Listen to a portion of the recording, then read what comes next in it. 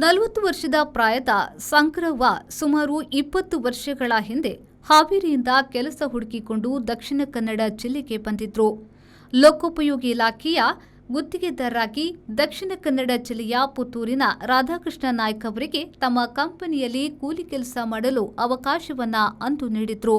ಆ ಬಳಿಕ ರಸ್ತೆ ನಿರ್ಮಾಣ ಕಾಮಗಾರಿಯಲ್ಲಿ ತನ್ನನ್ನು ತೊಡಗಿಸಿಕೊಂಡ ಸಂಕ್ರವ್ವ ಕೆಲಸದಲ್ಲಿ ಪಡೆದ ಅನುಭವದ ಮೇಲೆ ಇಂದು ಮೇಸ್ತ್ರಿಯಾಗಿ ಬಡ್ತಿ ಹೊಂದಿದ್ದಾರೆ.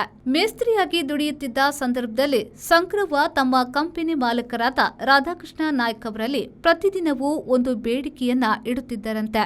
ತಮಗೆ ಒಂದು ಬಾರಿ ರೋಡ್ ರೋಲರ್ ಚಲಾಯಿಸಲು ಅವಕಾಶ ನೀಡಬೇಕೆಂದು. ಇದಕ್ಕಾಗಿ ಅವರು ಕೆಲಸ ಮಾಡುವ ಸಂದರ್ಭದಲ್ಲೆಲ್ಲ ರೋಡ್ ರೋಲರ್ ಓಡಿಸುವ ವಿಧಾನವನ್ನ ನೋಡಿಕೊಂಡೇ ಕಲಿತಿದ್ರು. ಒಂದು ಬಾರಿ ಕೈಗೆ ಸಿಕ್ಕಿದಲ್ಲಿ ಓಡಿಸಬಲ್ಲೆ ಎನ್ನುವ ಛಲ ಆಕೆಯಲ್ಲಿದ್ದ ಕಾರಣವೇ ಆಕೆ ನಿರಂತರವಾಗಿ ಮಾಲೀಕರ ಬಳಿ ಅವಕಾಶ ನೀಡುವಂತೆ ಒತ್ತಾಯಿಸಿದ್ರು.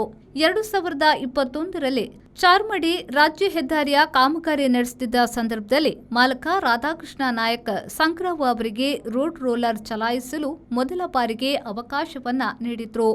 ಆ ಬಳಿಕದಿಂದ ಸಂಕ್ರವ್ವ ರೋಡ್ ರೋಲರ್ ಚಾಲಕಿಯಾಗಿ ಸೈ ಎನಿಸಿಕೊಂಡಿದ್ರು. ಎಷ್ಟು ವರ್ಷದಿಂದ ಕಲ್ತೀರಿ ನೀವು? 25. ಎಲ್ಲಿ? ಅಲ್ಲ, ಸೈಟ್ ಅಲ್ಲಿ ಕೆಲಸ ಮಾಡೋದು, ಇವೆಲ್ಲ ನೋಡಿನೇ ಕಲ್ತದ ಅಷ್ಟೇ. ಸರಿ. ಇದೀಗ ಸಣ್ಣ ಪುಟ್ಟ ಡಾಂಬರೀಕರಣ ಕಾಮಗಾರಿಯನ್ನ ಮಾಲಕರು ಸಂಕ್ರವ್ವನ ಜವಾಬ್ದಾರಿಗೆ ಬಿಡುತ್ತಿದ್ದಾರೆ. ತನ್ನದೇ ಕೆಲಸಗಾರರ ತಂಡವೊಂದನ್ನ ಕಟ್ಟಿಕೊಂಡು ಬಿಸಿಲು ಮಳೆ ಲೆಕ್ಕಿಸದೆ ದುಡಿಯುವ ಸಂಕ್ರವ್ವ ರಾಧಾಕೃಷ್ಣರ ಕಂಪನಿಯು ಒಂದು ಅಮೂಲ್ಯ ಸೊತ್ತಾಗಿಯೂ ಬದಲಾಗಿದ್ದಾರೆ. ಮಹಿಳೆ ಮನಸ್ಸು ಮಾಡಿದ್ದಲ್ಲಿ ಏನನ್ನು ಬೇಕಾದರೂ ಸಾಧಿಸಬಹುದು ಅನ್ನೋದಕ್ಕೆ ಉದಾಹರಣೆಯಾಗಿ ಸಂಕ್ರವ್ವ ಲಮಾಣಿಯವರು ಕಾಣಿಸಿಕೊಳ್ಳುತ್ತಾರೆ.